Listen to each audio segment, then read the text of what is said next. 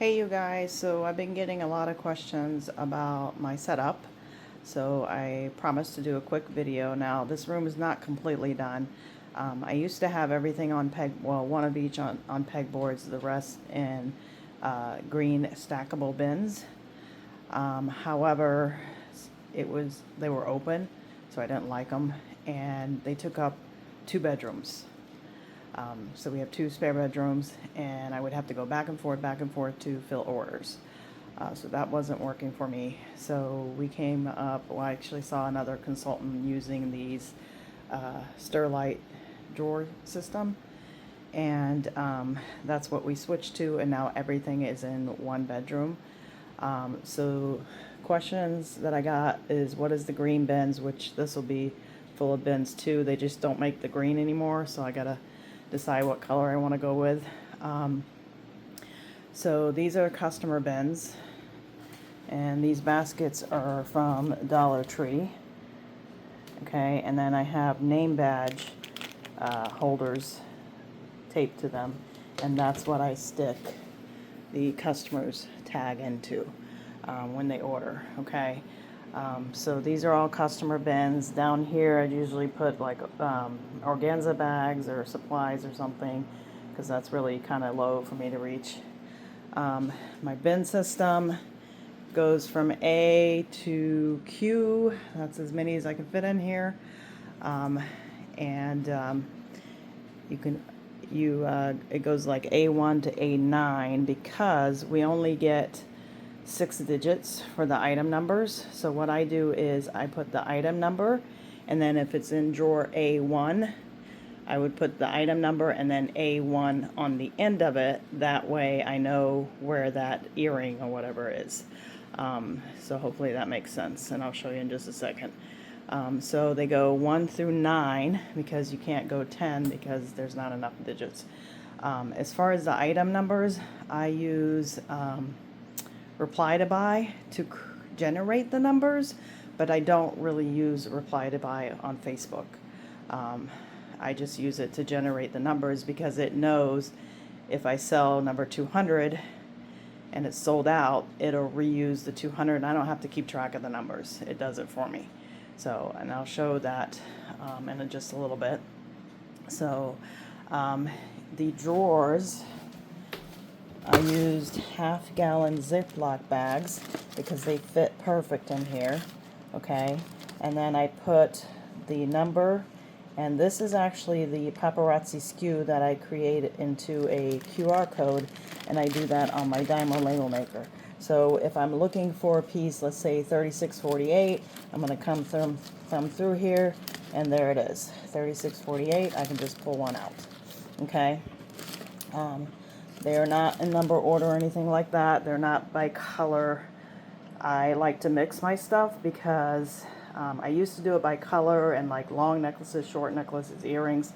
But then when I did this system, if I'm showing purple and they don't like purple, they're going to leave. So now I mix it up. I don't do just bracelets, just earrings, nothing like that. Because I can look on my computer and find what they're looking for. Okay? And then as far as sets, somebody asked me about sets, or fashion fix sets, or I don't really put sets together, but if I have fashion fix sets left, let me find one real quick. Okay, this is how I do the set. So I put the bags next to each other. So then when I get to this, I'll be like, okay, I have the necklace, I have the bracelet, I have the earring, and the ring. And I'll put them all on this neck and show them together. They can buy the set or they can break it up. So I'll show the set first because I'm really trying to sell the set. But then I'll say, okay, let me break it up for you in case you're shopping a replay or you don't want to buy the whole set. And then I'll show them the individual numbers. So each piece has its own number. And then if I have like a bracelet in different colors, then I'll do the same thing. I'll put all the bags in a row and I'll say, okay, I have this one in copper, brass, and silver. Here's the numbers, okay? So that's kind of how the system works. So when I'm live, this is my live setup. I just got the standing desk. This desk goes up and down. I have this little rolly cart here because when I'm live, I literally, like, see right now, that's marked because that's where I need to start today. So I will literally pull this drawer out. There's little hooks, so you got to be careful when you pull them out that you don't break those. I will set this here and I will go live, and I have this that I use for my divider. This will be out a little more. I put this in the back, kind of like that, and then I'll show this piece. Each one has a display that's open. I'll show this piece, put it back in the bag, and then I put it behind my divider, and then I'll show the next piece until I finish this whole drawer, okay? And then I'll set that there, and then I'll grab my next drawer, which I can't do that one-handed. So I'll grab my next drawer, and I'll just keep going.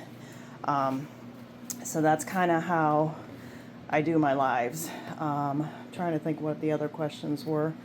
Oh, and then this is my giveaways here. Somebody asked me about this wall. This wall is mostly ones and dones or stuff that I've showed a gazillion times. But usually it's ones and dones, and they are not in the system because that's what I take to vendor events, okay? So this is the wall I pull off of to take stuff to the vendor events. These are the rings that are not in my system. These are the rings that I take to vendor events as well. And for the vendor events, I had a question. I use spinners, the Azar spinners, and I use laptop stands to tilt my rings on.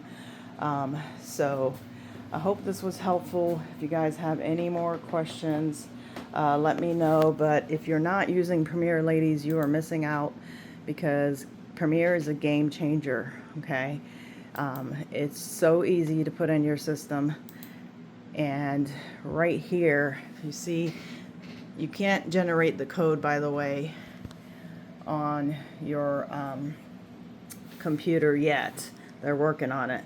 So I just put this piece in and I hit code, which is the reply to buy code, and then auto generate. I already did it. It gave me 40, okay? The rest of the set was in was in drawer Q1, so I put for item number, I'm trying to get it to focus. For item number, I put 40 and then Q1 because that's where this bracelet's at. And then I hit save. So that is how I do my inventory. If you guys have any questions, let me know. Thanks. Bye.